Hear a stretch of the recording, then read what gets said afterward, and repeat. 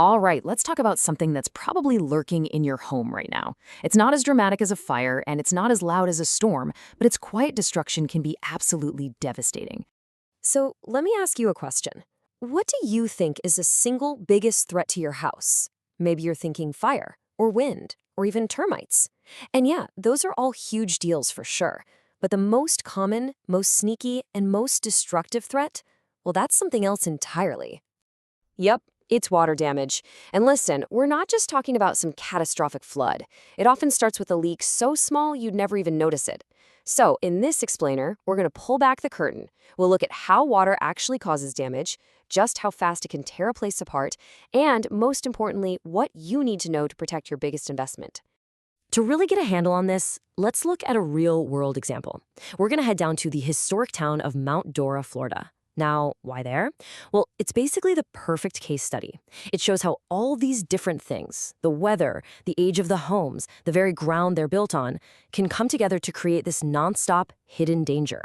You see, Mount Dora has this perfect storm of things going against it. First, you've got that crazy subtropical humidity all year long, which is basically a supercharger for mold. Then you have all these gorgeous historic homes with plumbing that's just as old. Throw in a bunch of thunderstorms, a bunch of lakes, and soil that's basically sand so it doesn't drain.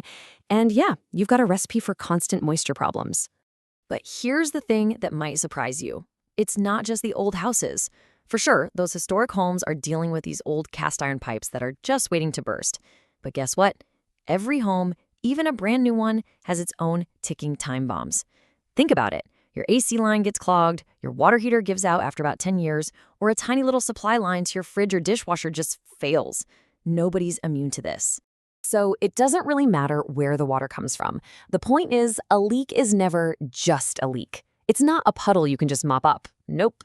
It's the first domino in a long chain reaction, a cascade of destruction that starts creeping totally silently through the bones of your house.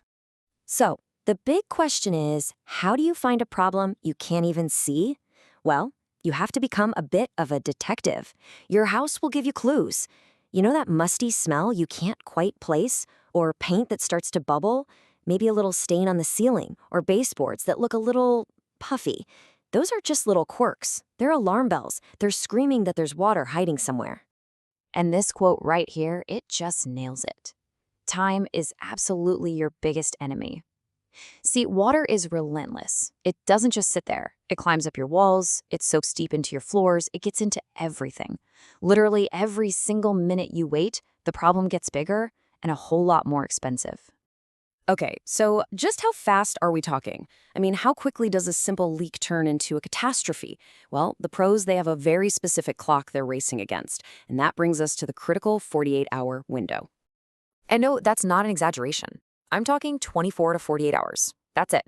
That's the amount of time you have before a water problem starts turning into a serious biological problem. And here's exactly why that clock is ticking so fast. Mold colonization. You see, mold spores are literally everywhere, all the time just floating in the air. All they need is a little dampness. In a humid place, they can find a wet spot and start growing, really growing, in as little as 24 hours. And once that starts, you're not just cleaning up water, you're fighting a full-blown health hazard. And that's exactly why getting rid of water damage is so much more than just bringing in a few fans in a bucket. It's a science. It's a whole process designed to stop that damage dead in its tracks, and, crucially, to make sure that mold never even gets a chance to start. You know, something I find really fascinating is that pros don't just see water. They actually classify it. You've got Category 1, which is clean water from something like a broken pipe. Then there's Category 2, or gray water. Think washing machine overflow. And then you have Category 3, black water. That's the really nasty stuff like sewage or floodwater, and it's treated like a hazardous material. So the certified technicians, they aren't just winging it. They follow this really strict scientific playbook. And they use these special meters to get real data from inside your walls and floors. Because something feeling dry to the touch, that means absolutely nothing. It's like a doctor taking your vitals. These meters tell them the true health of the structure. And they have to hit very specific numbers, like getting wood below 15% moisture, to know the job is actually done. And where you live makes a huge difference in all this. Look at this chart. In a dry climate, you might get a structure dry in a couple of days. But somewhere humid like Florida, man, The air itself is saturated with water, so it's actively fighting against the drying process.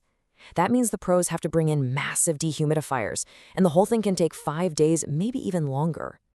Okay, so we've gone through the threat, the science, the scary timeline. Now for the most important part. What do you do? Let's build your personal playbook for the moment you find water in your house. All right, here are the 5 things you need to do immediately. Step 1, if you can do it safely, shut off the water. Step 2, kill the electricity to that part of the house. Seriously, water and power do not mix. 3, grab anything valuable, photos, documents, electronics, and get them somewhere high and dry. 4, and this is super important for your wallet, get your phone out and start taking pictures and videos of everything. And 5, call a certified professional. Don't wait. And that last step, calling a pro, is just so critical. Look, if you try to DIY this, you're almost guaranteed to leave moisture behind that you can't see. And that's what leads to mold and rot down the line. The pros, on the other hand, have gear like thermal cameras to find every last bit of water and the industrial strength equipment to get it all out.